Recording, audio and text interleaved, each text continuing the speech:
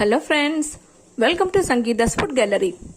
നമുക്കിന്ന് മഷ്റൂം ബിരിയാണി എങ്ങനെയാണ് ചെയ്യുന്നത് നോക്കാം. ഇത് ചെയ്യാനായിട്ട് ഞാൻ 400 ഗ്രാം മഷ്റൂമാണ് എടുത്തിട്ടുള്ളത്. ഈ മഷ്റൂം ഒക്കെ നന്നായിട്ട് കഴുകിയ ശേഷം ഇതുപോലെയുള്ള പീസസ് ആയിട്ട് കട്ട് ചെയ്ത് വെച്ചിട്ടുണ്ട്. ഞാൻ 2 കപ്പ് അരിയാണ് എടുത്തിട്ടുള്ളത്. 2 കപ്പ് അരിക്ക് 400 ഗ്രാം മഷ്റൂം എടുത്തിട്ടുണ്ട്. ഇനി നമുക്ക് ബിരിയാണി എങ്ങനെയാണ് ചെയ്യുന്നത് നോക്കാം. അപ്പൊ നമുക്ക് ആദ്യം തന്നെ ബിരിയാണിക്കുള്ള മസാല റെഡിയാക്കാം. ഇതിനായിട്ടൊരു മിക്സിയുടെ ജാർ എടുത്ത് വെച്ചിട്ടുണ്ട്. ഇതിലേക്ക് 6 അല്ലി വെളുത്തുള്ളി ചേർത്ത് കൊടുക്കുന്നുണ്ട്. ഒരു ചെറിയ കഷ്ണം ഇഞ്ചി ചെറുതായിട്ട് കട്ട് ചെയ്തിട്ടുണ്ട്, ഇതും ചേർത്ത് കൊടുക്കാം. ഇതിന്റെ കൂടെ 4 ചെറിയുള്ളി കൂടെ ചേർത്ത് കൊടുക്കുന്നുണ്ട്. ഇനി ഇതിലേക്ക് 1/2 ടീസ്പൂൺ പെരിഞ്ചീരകം ചേർത്ത് കൊടുക്കാം. ഇനി ഇതിലേക്ക് കുറച്ച് പുതിന ചേർത്ത് കൊടുക്കുന്നുണ്ട്, കുറച്ച് മല്ലിയില കൂടെ ചേർത്ത് കൊടുക്കാം. ഇതെല്ലാം കൂടിയിട്ടൊന്ന് അരച്ചെടുക്കണം. ഇപ്പോൾ ബിരിയാണി ചെയ്യാനായിട്ട് ഒരു കുക്കർ ചൂടാക്കാനായി വെച്ചിട്ടുണ്ട്. ഇനി ഇതിലേക്ക് 2 ടേബിൾ സ്പൂൺ നെയ്യ് ചേർത്ത് കൊടുക്കാം. 2 ടേബിൾ സ്പൂൺ ഓയിൽ കൂടെ ചേർത്ത് കൊടുക്കുന്നുണ്ട്. ഈ എണ്ണ നന്നായിട്ട് ചൂടായിട്ടുണ്ട്. ഇനി ഇതിലേക്ക് ഒരു തുണ്ട് പട്ട, 4 ഗ്രാമ്പൂ, 4 ഏലക്കായ, ഒരു തക്കോല, 2 ബിരിയാണി ഇല ചേർത്ത് കൊടുക്കുന്നുണ്ട്. ഇതൊക്കെ നന്നായിട്ട് ചൂടായിട്ടുണ്ട്. ഇനി ഇതിലേക്ക് 2 സവാള കട്ട് ചെയ്ത് വെച്ചിട്ടുണ്ട്, ഇത് ചേർത്ത് കൊടുക്കാം. ഇതൊന്ന് വഴറ്റി കൊടുക്കാം. ഈ സവാളയൊക്കെ ഒന്ന് വഴണ്ട് വന്നിട്ടുണ്ട്. ഇനി ഇതിലേക്ക് 2 പച്ചമുളക് കട്ട് ചെയ്ത് വെച്ചിട്ടുണ്ട്, ഇത് ചേർത്ത് കൊടുക്കാം.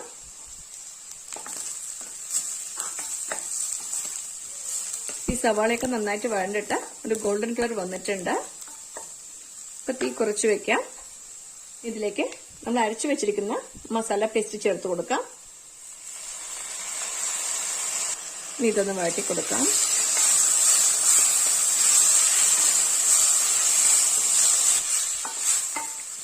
ഈ മസാലയുടെ പച്ചമണമൊക്കെ മാറിയിട്ടുണ്ട്.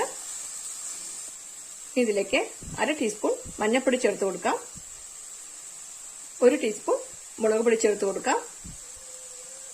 1 ടീസ്പൂൺ ഗരം മസാലപ്പൊടി കൂടെ ചേർത്ത് കൊടുക്കുന്നുണ്ട്. ഇതെല്ലാം കൂടിയിട്ടൊന്ന് വഴറ്റി കൊടുക്കാം.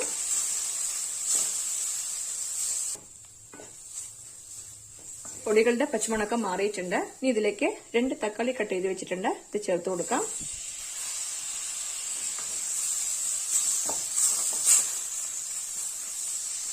ഈ തക്കാളിയൊക്കെ ഒന്ന് വാടി വന്നിട്ടുണ്ട്. ഇനി ഇതിലേക്ക് 1 കൈപ്പിടി മല്ലിയില കട്ട് ചെയ്ത് ചേർത്ത് കൊടുക്കാം. ഇതിലേക്ക് 1 കൈപ്പിടി അളവ് പുതിന കൂടെ ചേർത്ത് കൊടുക്കുന്നുണ്ട്. ഇതും കൂടിയിട്ടൊന്ന് വഴറ്റി കൊടുക്കാം.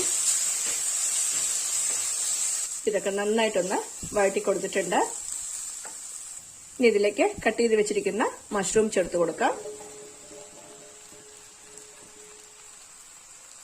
ഇതൊന്ന് മിക്സ് ചെയ്ത് കൊടുക്കാം.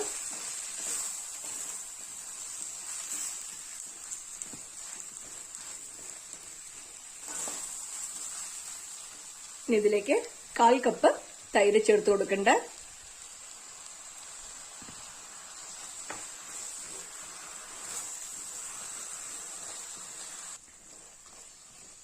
ഇതൊക്കെ നന്നായിട്ട് യോജിപ്പിച്ച് കൊടുത്തിട്ടുണ്ട്.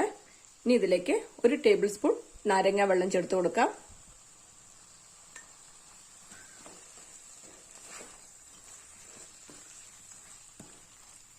ഇതൊക്കെ നന്നായിട്ട് മിക്സ് ചെയ്ത് കൊടുത്തിട്ടുണ്ട്.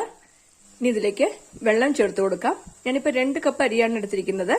2 കപ്പ് അരിക്ക് 3 കപ്പ് വെള്ളം ചേർത്ത് കൊടുക്കണം.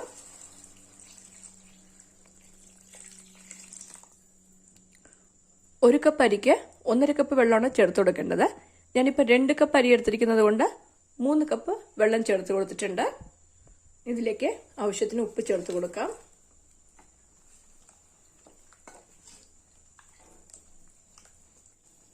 ഈ വെള്ളം ചെറുതായിട്ടൊന്ന് തിളയ്ക്കാൻ തുടങ്ങിയിട്ടുണ്ട്. ഇനി നമുക്കിതിലേക്ക് അരി ചേർത്ത് കൊടുക്കാം.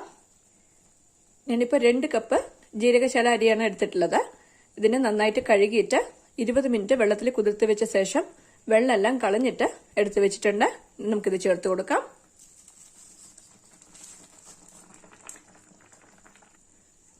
ഇതൊന്ന് യോജിപ്പിച്ച് കൊടുക്കാം.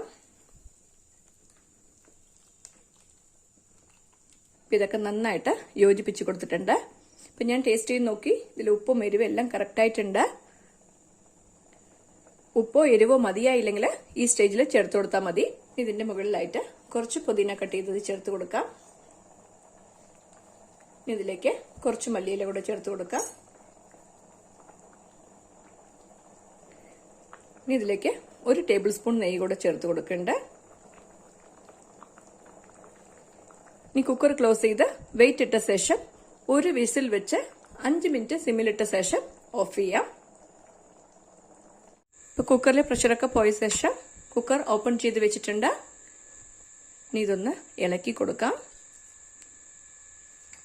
ഒരു ഫോർക്ക് വെച്ചിട്ട് പതുക്കെ വേണം കേട്ടോ ഇളക്കി കൊടുക്കാൻ, അല്ലെങ്കിൽ ഇതൊക്കെ കുഴഞ്ഞു പോവും.